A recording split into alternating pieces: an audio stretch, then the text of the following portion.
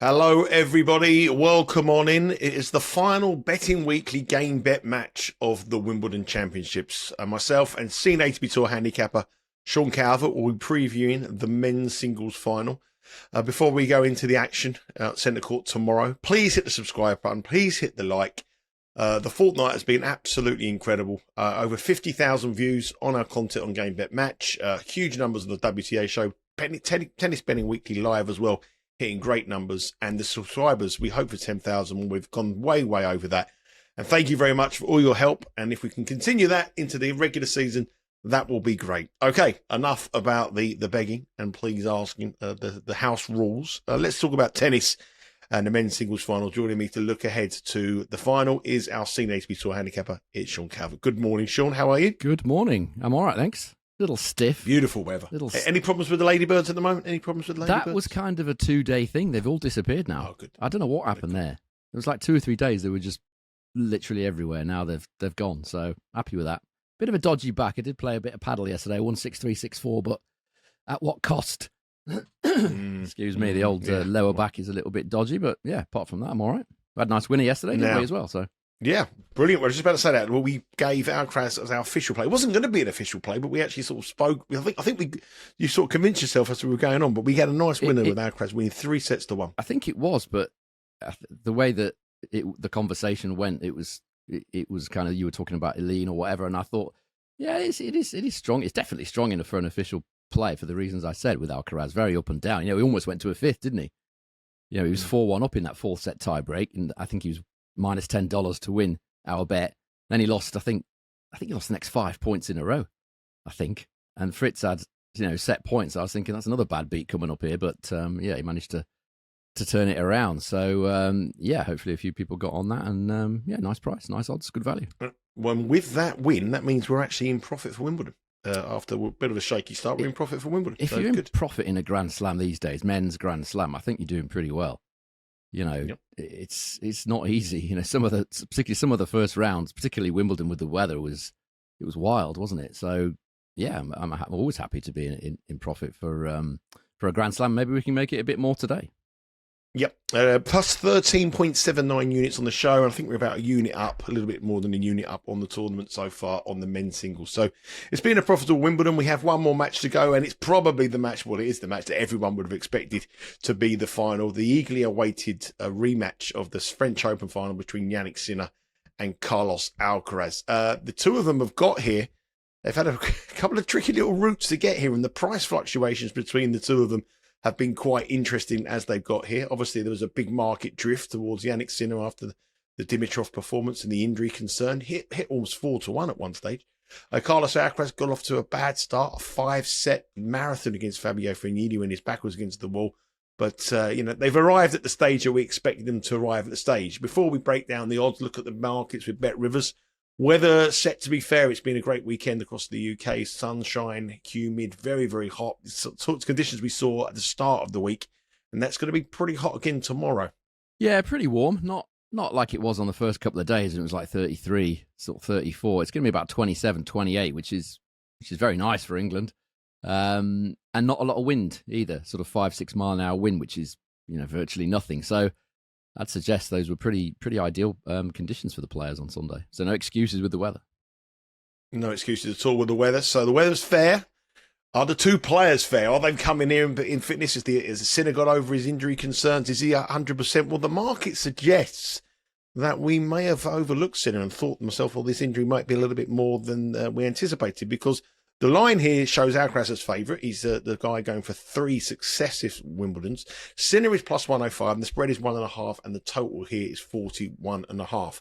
This is the first Wimbledon Championship final for 23 years that hasn't seen Djokovic, Nadal, Murray or Federer. The last one was in 2002. Do you remember the finalists there, Sean? Was it Hewitt and Nalbandian? It was Hewitt and Nalbandian. That's why we pay you the big bucks. Hewitt and Nalbandian was the final 23 years ago.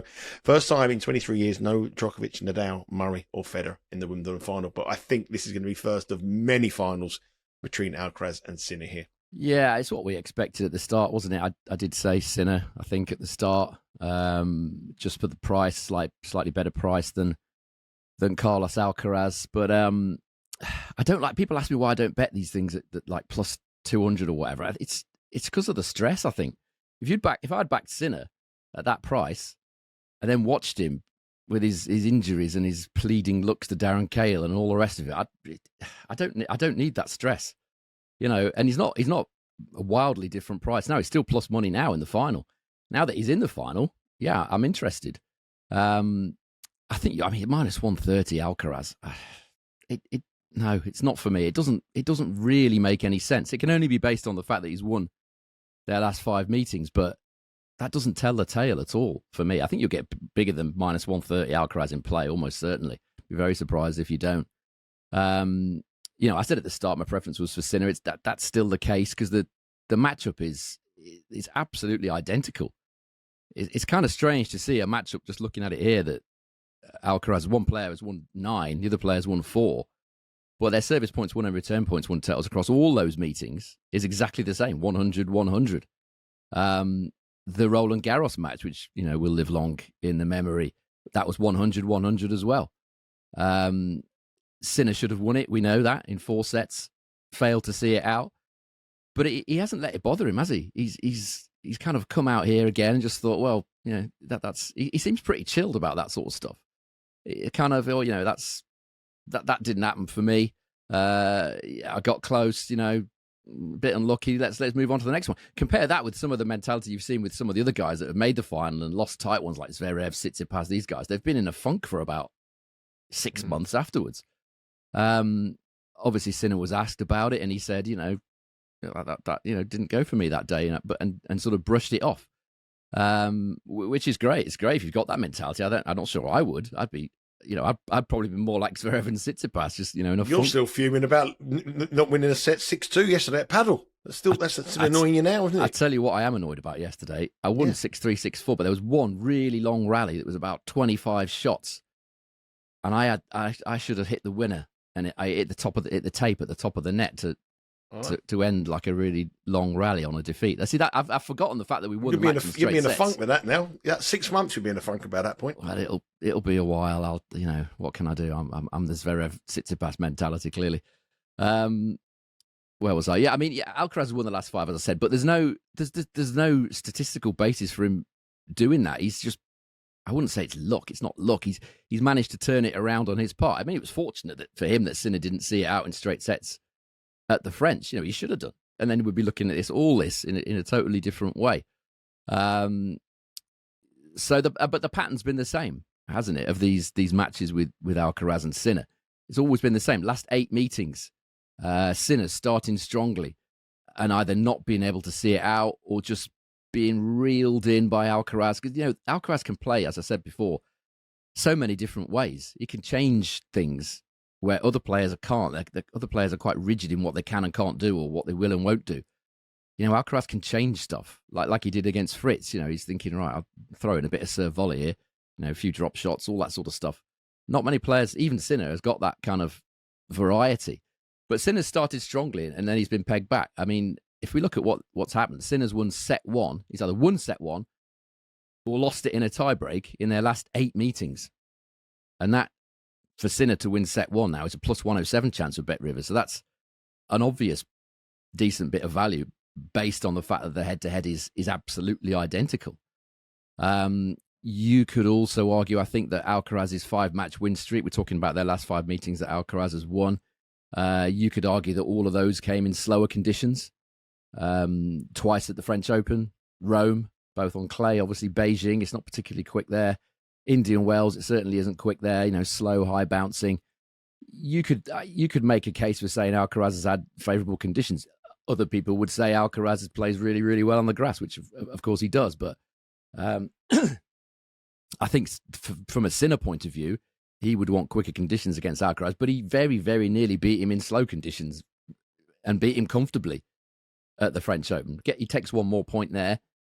Everything's different. The bookies have also got this matchup wrong a lot. 8 times out of their 13 meetings, the underdog has won. It doesn't suggest that they have a real feel for this. I think it's very, very difficult to have a definitely confident view. Yes, Sinner's going to win. Yes, Alcaraz is going to win. it's so tight. It's very difficult to price up. If you look at statistics, if people are interested in that, and I'm sure they are, and I certainly am. This Wimbledon service points won and return points won totals, it's way ahead. Jannik Sinner 118. Jannik Sinner, that's kind of title winning numbers. Alcaraz 108, and he did the same thing last year. You kind of not great stats, a lot of struggles of matches. Ended up playing his best in the final, which could happen here, but I'm not sold on the odds. I don't feel like these odds are quite reflective of the matchup. I think they're a little bit biased based on recent results. Do you think it's probably biased on the fact? I mean, I think it's got to play a part of it. I mean, the injury concern for Sinner here. Obviously, he's come back and he's done well against Djokovic, but Djokovic was nowhere near at his best, and he had an injury, as we said. Mm-hmm. There is a tendency now. He's got this sleeve on his arm now. Yep. I think this is purely and simply because everybody doesn't believe that Jannik Sinner is 100% fit here, which is clearly not 100% fit. 97, 95, and I think that's been factored into the price here. Obviously, the performance against Dimitrov is fresh in people's memory as well. I think there's more to it than that, than him not taking that match points in that match against Alcaraz. The other thing I think that, we talk about boxing fights and, you have big punchers who come out, knock you out in the first round, and the longer it goes, the guy with the biggest stamina goes the distance and wins the fight. So it's the big puncher's got to knock you out in the first 6 if he doesn't get past. That's got that kind of feeling to me. I think that if Sinner's got to win this, he's got to win in 4 minimum. I think if we go into a 5th set, Alcaraz, I'm coming on to that, in the heat, he's got to be that. And I think that is the reason why these prices are the prices they are, because the market was so negative towards Sinner after that Dimitrov match. Nobody wanted to know him in the market. They can't really take that performance against Djokovic as a great performance, because Djokovic was nowhere near the levels that we expect from him. And I think that's probably more why the market is the way it is. Okay, so what would he be then? There. Sorry, mate. I think it's a genuine. I think if these two have come through to this draw without any injury worries, just going through a normal draw, I think it's a genuine 50-50 call. I think it's minus 110 the pair. So you think it'd be minus 110 if we hadn't seen the injury for Sinner? Yes. Yeah, I mean, think it's a fit, because that would kind of make sense. Off my rating system, they both have 100 rating. They're the top 2 by a mile. And I think it's a 50-50 call. And the reason why he's plus 105 is I genuinely believe that people think Sinner might not be at it a little bit. It could well be that. That would be, I think. Yeah, absolutely. I would agree with that. I mean, I don't think there's that much wrong with him. I mean, I wasn't sure, certainly wasn't sure after the Dimitrov match. The Djokovic match, I know Djokovic was, a little bit below par, or quite a lot below par, but, this is what we said about Djokovic. We said he's got to beat all the people he's got to beat. Then he's got to beat Sinner and Alcaraz back to back, and he was like 5-1, 6-1. That's why I didn't fancy Djokovic. I just thought it's too much of an ask for him at the age of 38, and that's kind of what it's proven to be. But I agree with you in the sense that he's got to win it in 4. I'll come on to that in a minute. But as far as the injury is concerned, I think he's all right. I mean, he doesn't convince you, does he, Sinner? He always, if he's got something wrong with him, he always looks like he's about to cry or something. It doesn't. You wouldn't see someone like a Nadal or whatever with a little injury like that, or you wouldn't see that kind of reaction. You wouldn't see him looking up at his box and thinking, what am I going to do here, sort of thing. But I think in the Djokovic match, I think he played well enough. He looked well enough to me to suggest that injury was probably pretty minor. In which case you're probably getting some value on the plus 105. But I do agree with you in the sense that I think he's got to win it in the way that he very nearly won the French, i.e. 3-0 or 3-1. So I'm quite happy to take a chance here on Sinner minus 1.5 sets at plus 220. This could go wrong, of course. But yeah, I get the same feeling as you. I feel like Sinner's got to win it that way. I'm not saying he hasn't got the stamina to win it in 5, because in the French he was very, very close to winning it in that 5th set. Ended up a tie break, didn't it, in the 5th? And he didn't look that fatigued or struggling for stamina to me. Sinner, I wouldn't necessarily be worried about that side of things, but the mental side of things. If he's let's say he was 2-love up and he ended up being dragged to a 5th, he's probably going to be thinking, "Oh, not again." how many times is this guy going to beat me in a final set tiebreak or, the final set? That could certainly come into, come into play as well. So in short, I agree. I'm going to take a chance. I think Sinner's the value here. I'm assuming he's fit, but like you, I think he's got to do it quickly, like he did at the French. So -1.5 sets is +220 with Bet Rivers. I like to have a bit of a chunky price in these finals. If I just bet the +105, I think it might be a bit of a roller coaster. The set one is also very tempting, as I said, +107, given the fact that he almost always comes out and plays his best tennis straight off the bat, where Alcaraz doesn't. Alcaraz has tended to kind of go behind and then reel him back in. So yeah, I think the -1.5 sets on Jannik Sinner is the value here, +220 with Bet Rivers. Just some interesting stats on the head-to-heads. If you're looking at the head-to-heads, they've only ever met once before on the grass at Wimbledon 2022. Sinner won that 3-1. He covered the spread fairly comfortably there, opening set 6-1. Obviously, Alcaraz won the third set 7-6.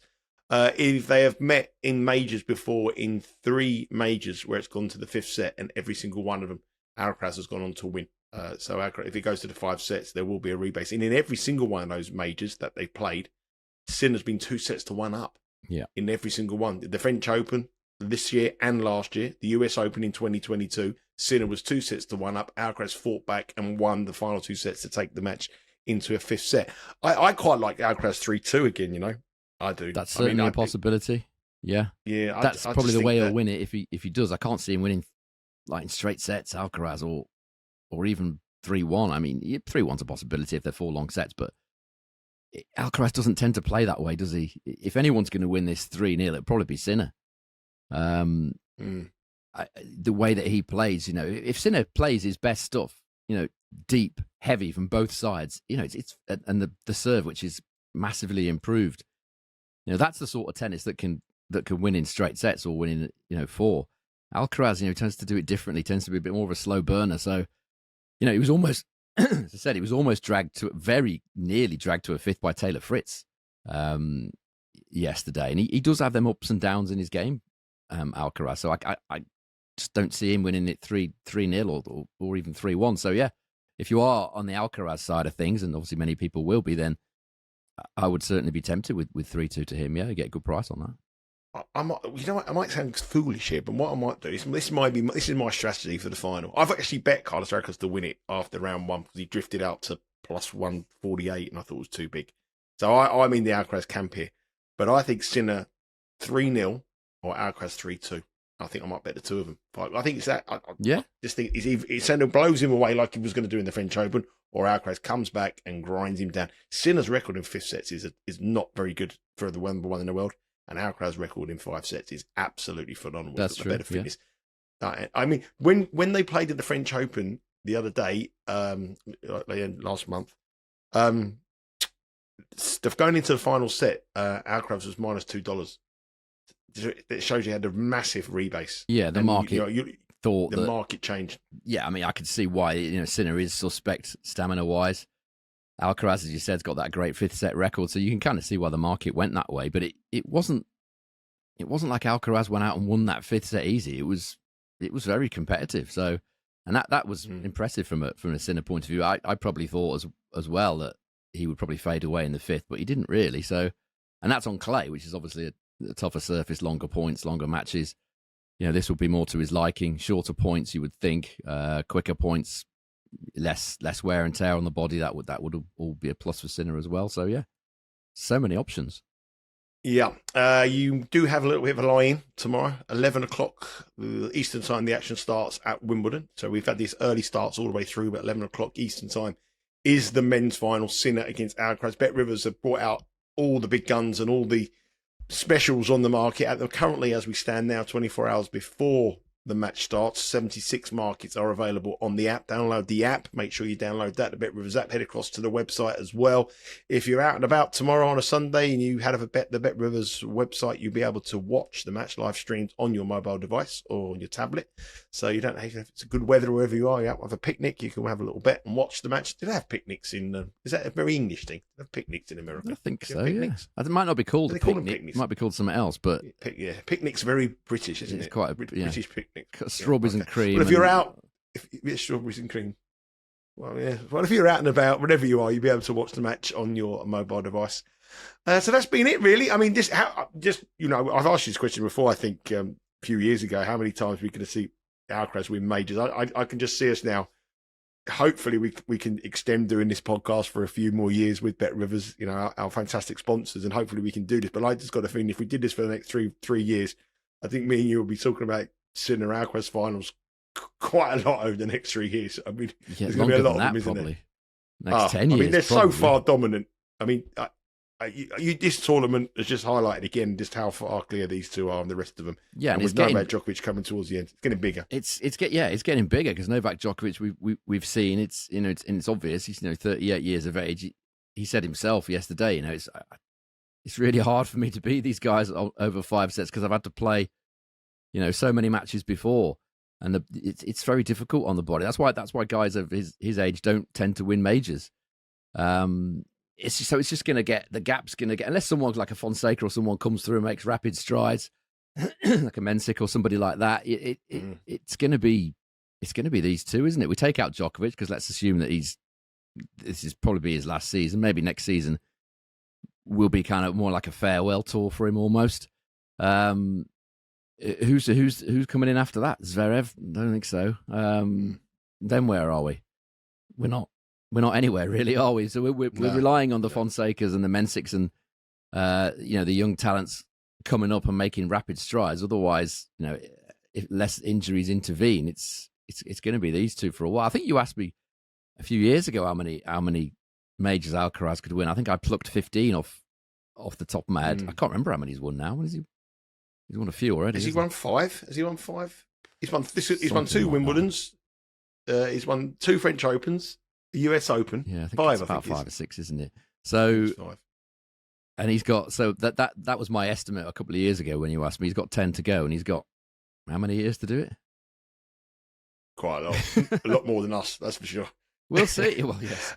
But yeah, it is. It's like we said at the start, it's these two are the best. Djokovic is kind of hanging onto their coattails, and he's going to find that harder and harder as the months and years go by. So, yeah, we need someone to come through and make it competitive. It'd be great if someone like a Fonseca or someone came through and it made it a genuine sort of great era again. That would be fabulous. We have one official play on the men's singles final with Bet Rivers. Our final pick for Wimbledon 2025, Sean. Our final play is... Yeah, I'm going to take a chance on Jannik Sinner to win this minus 1.5 sets at plus 220. I feel like that's the way he's got to do it if he's going to win this match and lift this title. We've got a free roll. If we cash that ticket, we've had a nice Wimbledon. If we lose that ticket, we've had a level Wimbledon. So if you join us over the fortnight, you bet all the picks, you've got money in your pocket, and you've got a free hit in the final. Hopefully Jannik Sinner covers that spread and we end up on a good profit. Now, I know a lot of you, it said at the top of the show, a lot of you have joined us, and the amazing amount of subscribers. The tennis doesn't stop at Wimbledon. We continue this all the way through the season. This is not just, we don't just rule out Mr. Calvert for the big ones. He's here for the 250s. And next week, this is what gets his juices flowing. We have Los Cabos in Mexico. We have Gustard in Switzerland, Bastard in Sweden as well. Is it I always get that. Borstad. How do you spell Borstad? I call Bastard. I call it Borstad. I think it's Borstad. Yeah, Borstad. Borstad. So we have Borstad. Los Cabos. That's a bit, but Borstad and Gustard normally very interesting for betting. Yeah. So, all that to look forward to next week. Make sure you subscribe to the YouTube channel. Thank you from all of us here on Game Bet Match for your subscriptions, your comments, all your thoughts all the way through, good, positive and negative on the shows throughout Wimbledon. But as I say, we are back with the bread and butter stuff on Monday. The tennis action never stops here on the Benny Weekly Studios, the fastest growing YouTube channel out there for the sports bettor. We'll have you covered all the way through that tennis season. Sean, thank you very much for all your hard work over Wimbledon. It's been a blast as usual. And we'll be back again tomorrow previewing those 250 events all across the world. Take care.